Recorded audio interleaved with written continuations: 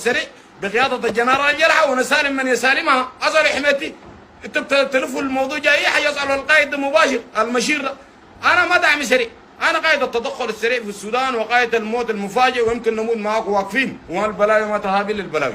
اي زول اي دوله اللي بهدد فيها انا قاعد في تهديدي ما برجع ورا. نينا جاي نرجع ورا؟ نينا ده وطننا يا اخي، ده السودان يا اخي. اسمع نينا في السودان ما بنرجع ورا نهائي.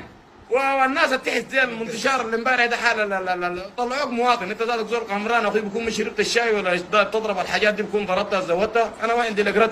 وبرضه الجوفاني بشوف طلب قدمك برضه وضح رساله واضحه. انت عارف مقراتين عندك موضوع شخصي تعني مباشر قفل.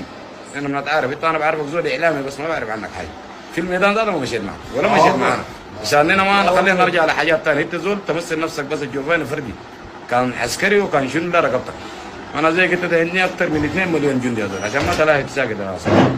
اننا ناس اخوان وفي حاجات اللي عندك موضوع في راسك المهم تجي مباشر قفل لكن ما تقلق. ورساله القبيل زي لقيت انا متابع لكن ما لقيت واضحه. دايرين الشيء يكون واضح. تمام.